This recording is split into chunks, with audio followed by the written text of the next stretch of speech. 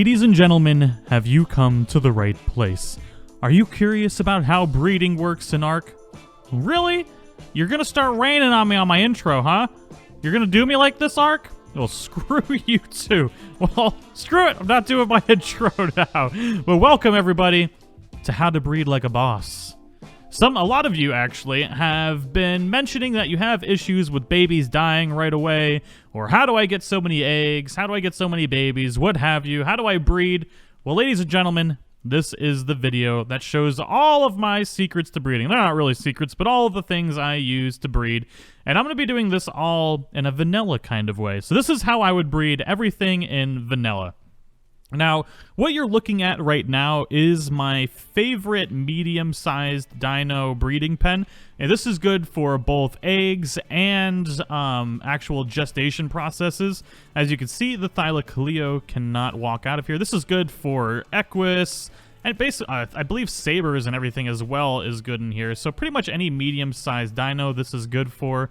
And this is built for both gestation and we can hatch our eggs over here. So now, you guys are wondering, what's the best way to breed? Well, you're going to need a couple things. First of all, if you're starting off with breeding, you're going to obviously need a feeding trough. Feeding troughs definitely help. Once a baby hits a certain percentage of its baby age and juvenile stage, then they'll start automatically eating off of this food trough. So having a food trough full of berries and meat will be incredibly helpful in your breeding process, because the babies will be able to eat on there instead of you having to worry about them eating and dying. Now that is also where the Daeodon comes in. This is going to be extremely useful if you're breeding small things like Compies, Dilophosaurus, basically any small dino. Having a Daeodon will be amazingly useful because they have the passive healing effect. So regardless if they're eating enough, this Daeodon will actually be able to heal them up full so they won't die on you. So if you're breeding any small dinos, you want to make sure you've got the Daeodon on passive with passive healing on, and it'll automatically heal all your dinos. So we're going to go ahead and show you how this pen works real quick. We're going to enable wandering on our Thylas. Now, since we only have 2 in here, they might wander off a little bit. So we're going to actually need to get some walls in here, and I'll show you what I do to kind of get these guys getting their groove on 24/7 until we expand the amount of dinos we have in here, or Thylas for this instance. So we'll go ahead and get some walls in here real quick.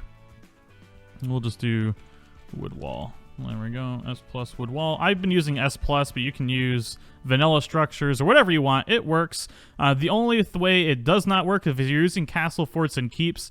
The walls are a little bit higher, so the dinos can actually walk under them. So we're going to go ahead and get them over here. And then we're just going to trap them in a wall. So we're going to go ahead and do that. I'm going to do that. And now that they'll be trapped in here, the babies can still walk under the walls, but they won't be able to escape out of there. And they'll be forced to get their groove on. Come on, pop out a baby for me. I want to see some babies. So I'm going to show you my whole process. Now, what I like to do, if I'm breeding for any sort of mutation, whether it's color or stats, I like to try and use the same 2 colors. So eventually, my goal is to have a female that either looks just like the male or another male that looks just like the female. And then we'll just breed those together and make tons of babies with them, and it'll be great. So, once these guys... Why are you guys not doing it? Can you get your groove on, please? Hey, maketh the sexy time. What is going on here? Do you guys not love each other? All right, it was just the glitch that that happens. It says they're not mating, but they actually are. They're at 54%.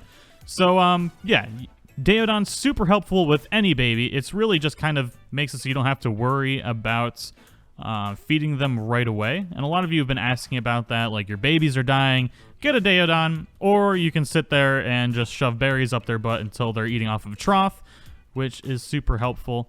Now, the thing about having the Daeodon on passive healing is they will go through food very, very quickly.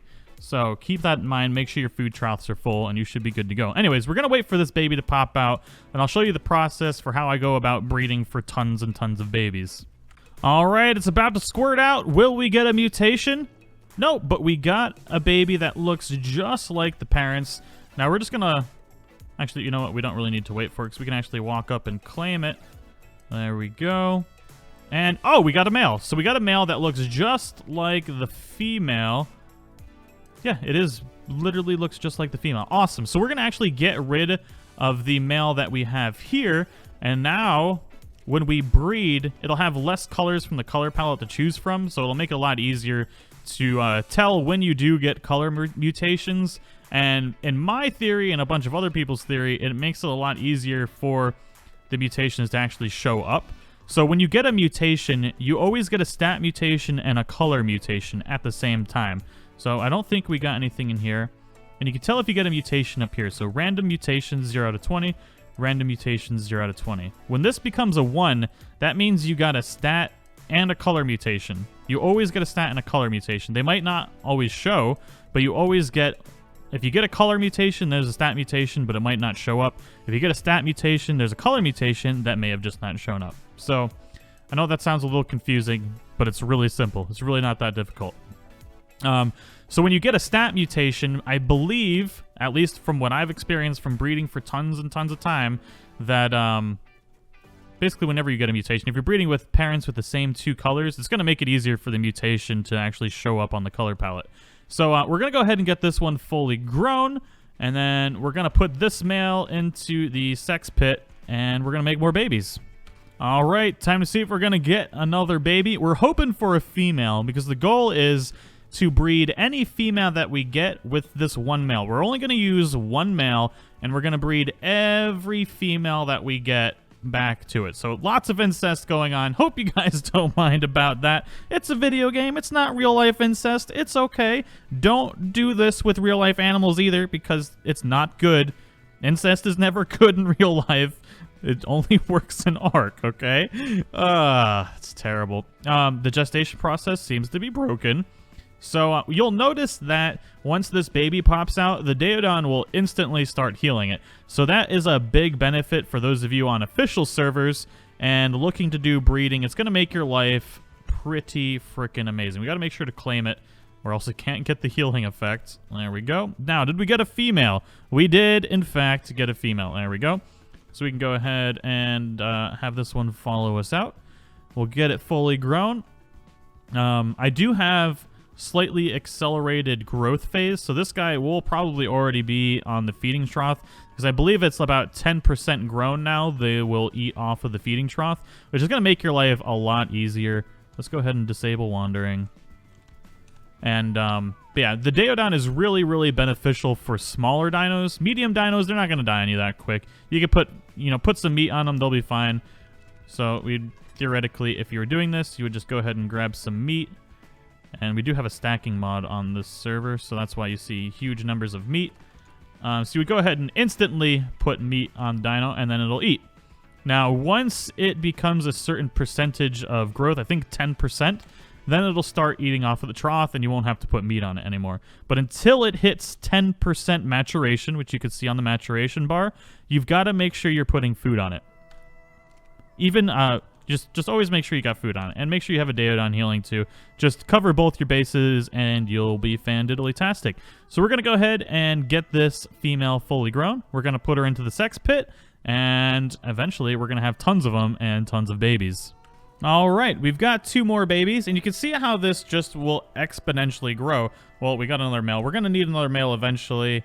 And we got another female. So now next time we breed, we're going to get 3. And if those 3 are females, then we're gonna have 6, and it's gonna get crazy real quick.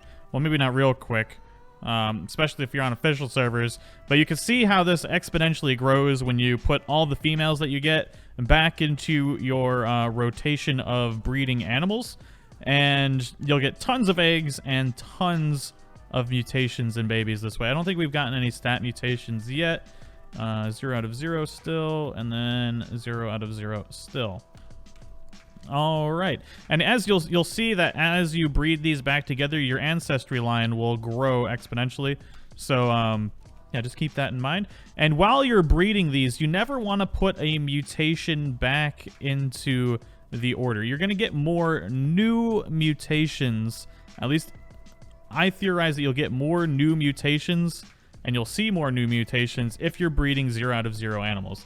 Then once you get mutations that you want, then you can start mixing them. And we'll do that in a separate episode.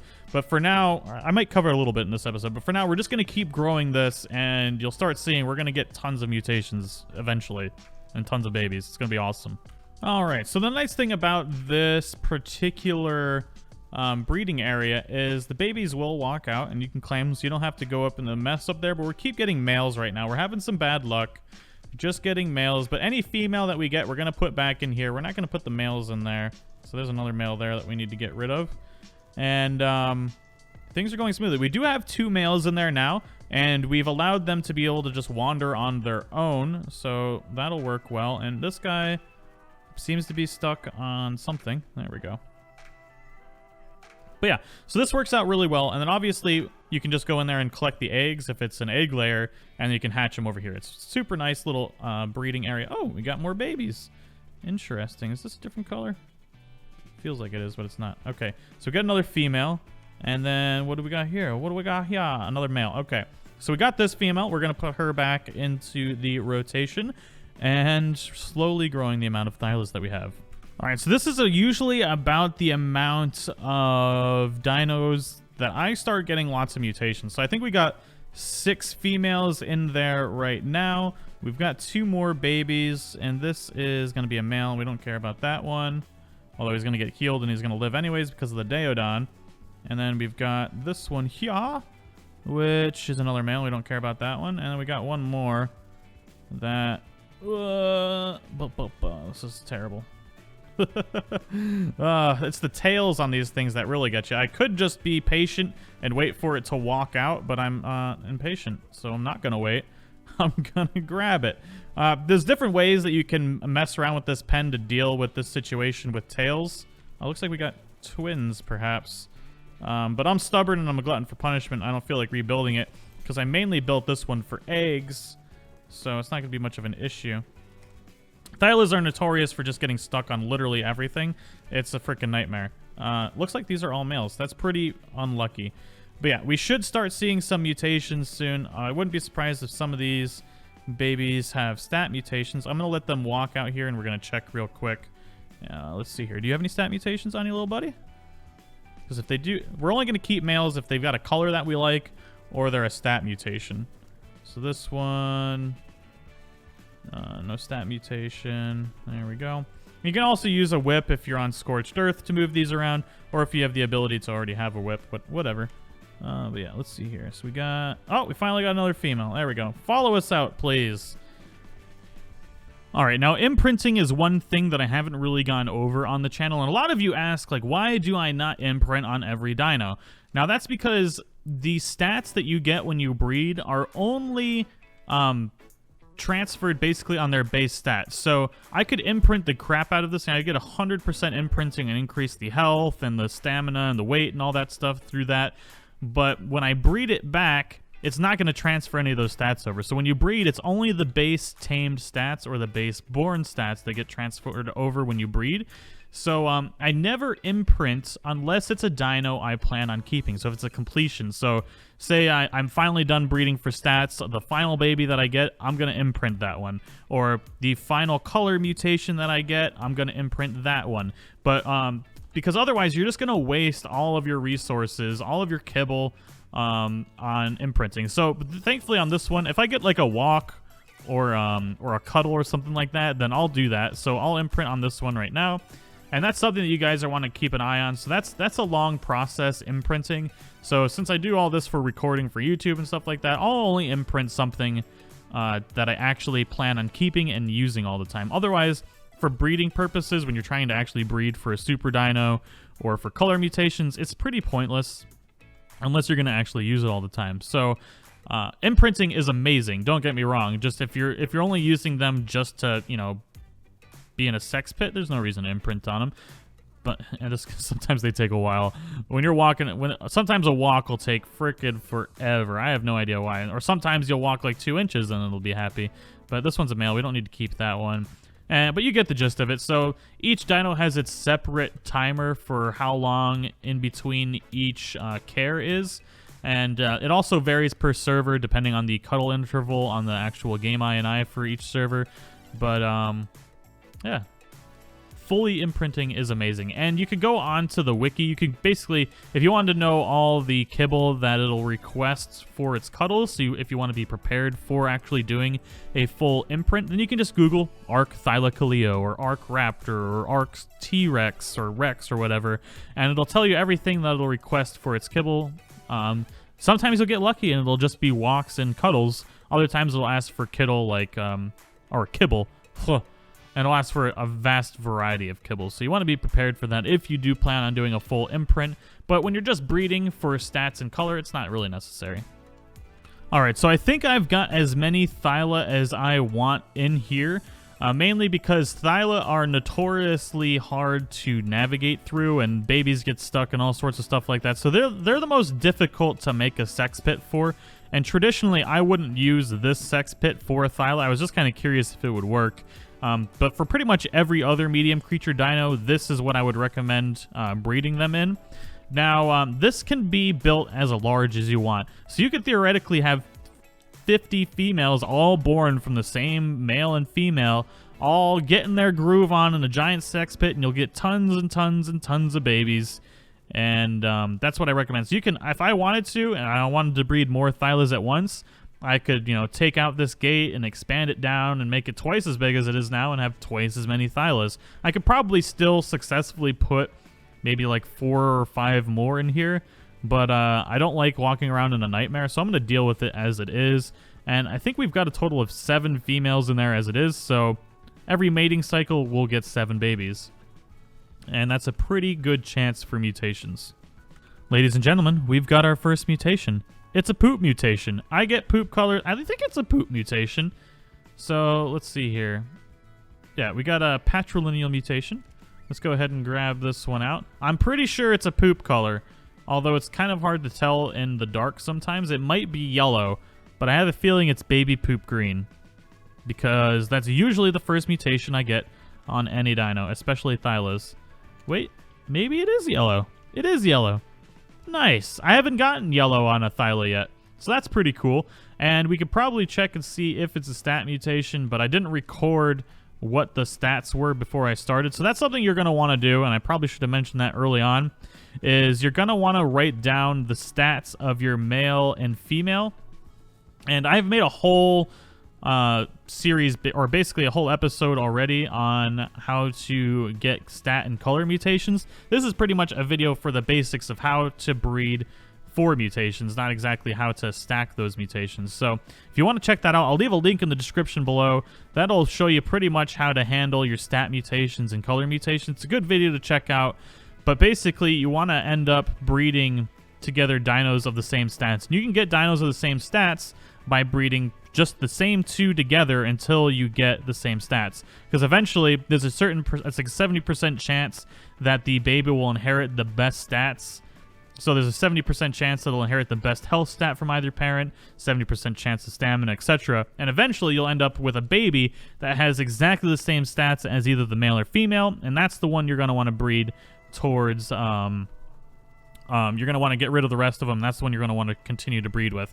And I'll make a new episode specifically for breeding super stat dinos if you guys want. Let me know if you want to see that in the comments below, and I will be more than happy to. But now that we've got a stat one, and this is a female, we're not going to put this color mutation back into there, because I want to get new mutations. So this one is going to get fully grown. It's going to be put outside here in my little waiting area, and then when I get a color that maybe I want to mix this yellow with, then we'll take it out of its waiting area and we'll breed it. We just got another mutation. Look at that. Baby poop green. Like I said, it's usually the first or second mutation we get. And wham bam thank you ma'am, baby poop green is here to stay. Alright, now for those of you that do want to actually fully imprint your dinos, you're going to need kibble. And this one really wants pteranodon kibble. I almost said pterodon because that's usually how I say it, because I like pronouncing the P. But yeah, so to do that, you're going to need to get your kibble, and obviously you're going to need to drag it onto the last slot of your hotbar. Now, whatever your interaction button is, that's what you're going to need to do. And when you walk up to it, it should tell you what you need to press, and we need to press E. So we're going to go ahead and press E, and it's going to do a super adorkable freaking cuddle animation, which I love so much. I believe it's the same thing as a level up animation. But yeah. So that's pretty much the gist of imprinting, and we're going to have to wait another 5 minutes and 45 seconds. Now, on a vanilla server, it's going to be a couple hours probably, or like an hour or something like that. I forget exactly what the vanilla rates for imprinting timers are, but it takes a while, and that's why I only recommend doing it if it's something you're going to actually keep. If you're just going to throw it in the sex pit, don't bother imprinting it. It's not going to give you, it's not going to benefit you at all. I don't know. People will say it does. It doesn't. Trust me. I've done way more breeding than I ever want to count, but it doesn't benefit you in any way to imprint them unless, of course, you're going to be using it. So, we didn't get any stat mutations here, or any mutations, rather, and we didn't get any Hya either. We're getting lots of males, but for those of you wondering how I get like 500 eggs, this is the process I do. And then I end up with about 50 females. So on a server where the breeding interval is like an hour or two, I can get 50 eggs an hour. Or when it's 4 hours, like on our Gaming Evolved server, then I can get 50 eggs every 4 hours. Now, it takes a while to get to that point. But once you do, you're going to get so many mutations, you're not going to know what to do. It's going to be freaking amazing. So it's a big building process. But once you do that, you're going to have basically everything you could freaking dream of. So it's pretty cool. I'm going to wait and see if we get any more color mutations just to kind of mess around with it a little bit. But yeah, as long as you've got a Daeodon for small dinos, you've got your AC units. Now, you don't have to use AC units to hatch eggs. You can use fireplaces, and you'll just basically... What I like to do is... Let's go ahead and grab some fireplaces. For those of you just getting into breeding and you might not have the electricity tier yet, you can use fireplaces. So let's just go ahead and grab, not fireplace, campfires. And usually I'll grab about 10. So I'll grab 10 campfires. And what we'll do, I'll put them on here. And we'll still put it in here. So you can use the same setup. But what I'll do is I'll put them in a circle like this. And then you fill them up with wood. And each egg has its own incubation temperature. But when you use about 10 fireplaces, it's pretty much enough to hatch just about any egg. And so you put them in a circle and you put your eggs in the middle. And if they're too hot, then you turn off some of the campfires. And if it's too cold, then you just turn on some of the campfires. And for a long time, I only ever used campfires. I never even bothered with AC units. But I think about 4 AC units, you can hatch just about anything as well. 4 or 5. I think it's 5. You can hatch just about anything. So I hope you guys all enjoyed this episode. It's pretty much straight to the point. Nothing too crazy. I will make a stat stacking specific video to breed super dinos. So if you guys want a video that shows you how to breed super dinos, let me know. But I made this video for those of you that are just getting into it. I know the official release is coming out, so breeding is going to be really big for a lot of new people. So this video is really catering to them to kind of get them in a good process right off the bat for breeding. So I hope you all enjoyed it. If you are new to the channel and you want to see more and you really like breeding, don't forget to subscribe. I have breeding videos every day. It's pretty awesome. I love breeding. So if you're into that, don't forget to subscribe. And if you like the video, don't forget to share, support, smash that like button. And as always, I'll see you all in the next one. Bye-bye.